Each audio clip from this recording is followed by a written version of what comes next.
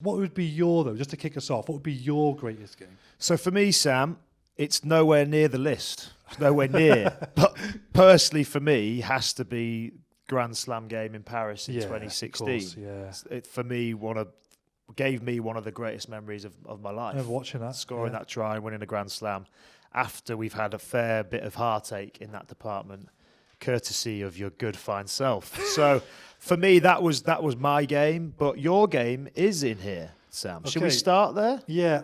I don't want I don't want the English listeners to be thinking, oh, we're going all Welsh-centric now because we're going to start with a game which a lot of England fans will want to forget. But it was one of my, if not my greatest game, my most fond memory I've ever had on a rugby pitch. And I don't think I'm being biased. I think anyone who was in that stadium that day says it was the single best atmosphere they've witnessed. It's one of the greatest Welsh games of all time. So I'm teeing up now, so I'm whittling it down so fans have figured out. England were coming for the Grand Slam. Wales had to win by 7 points. And the final result was 30 points to 3 to Wales, which was just... So Sam, the fact that we as England were coming to Wales to firstly win a Six Nations title, but secondly win a Grand Slam, how nice was that for you to deny us both of that, but then also lift the title yourself? Oh, mate. I can't...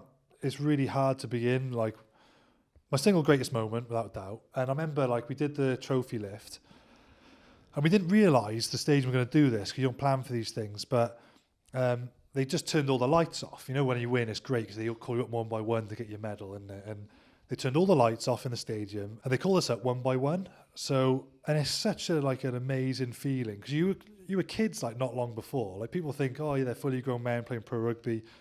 I was playing for my school 5-6 years before that, which is not long, you know, and they go like, you know, Sam Warburton, number 6, Sam Warburton, and the whole stadium cheer, you go on, you get your medal, and then it's like they call the next player. I remember we were all like bouncing like little bunnies, waiting for our name to get called out, then you go up one by one, and then did the trophy lift, great, walked round the stadium, just like applauding the crowd and that, and obviously everyone stayed back. And I remember going behind one of the sticks, and I was on my own just momentarily, and I remember just like punching my arm up in the air at the 3 tiers. I actually like took a step back because 3 tiers of people all like yelled and threw their arms back. And you felt like a rock star, you know. It was wild.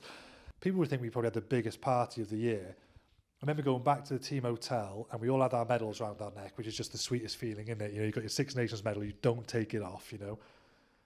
And we were in this quiet like piano bar where we stay with the Welsh team. Sat down, had a bottle of beer, and we just literally sat there for about 3 hours in just each other's company and just enjoyed each other's company for 3 hours. Nothing mental, just a couple of casual beers, but it was just like an enormous weight off our shoulders and almost a realization of like, you know, actually going back to back, which is so rare to do. You know, we literally went from 0 to hero, you know, within 6-7 weeks. So that was kind of a very emotional, turbulent couple of months, but yeah, massive day for Welsh rugby. Right, Sam, the next one on the list is an absolute classic and a game that I don't think we will see again. It was in 2019, England 38, Scotland 38. This, for me, was just a crazy Six Nations game. Well, just drama. I mean, Scotland have always had this, or recently anyway, haven't they? They've had this tag, they can't travel, you know, and that was the biggest thing holding them back. It's the biggest thing, which is apparently why he has held players back from line selection, because they can't go away from Murrayfield and deliver, which is obviously a huge part. Not at scrum-half it of lines tours. And then seem to always have one. And then you've got the fact that if you're looking at a game which is not likely to happen ever again, I think that's probably got to be one of them. And I've heard stories of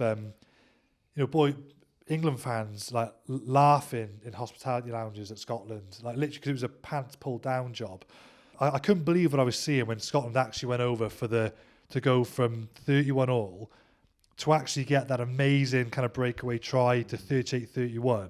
And then for England to crushingly get the draw at the end, I think George Ford flew through a gap in the defence on the try line, but it was kind of inevitable it was coming. But you felt, even though it was a draw and it was kind of a good result for Scotland, I felt gutted for Scotland because you felt it could have been a watershed moment for them because they've had a lot of good players over recent years, but to be denied at the end was cruel. What was your recollection? I actually was doing a little bit of work pre-match in Twickenham in the grounds, and then Because I only live nearby, Sam, I thought I'll get out and get home and watch the game. So when the thousands are coming in late to their seats, as they do at Twickenham, I was on my way out to the Stoop car park, drove home, sat at home, watched it, had it on pause. And I probably, selfishly, was only a year out of the squad. It was my first Six Nations I'd missed for 10 years, pretty much. And watching the game, and you probably never in this boat, but a lot of probably bitter ex-players that aren't being picked.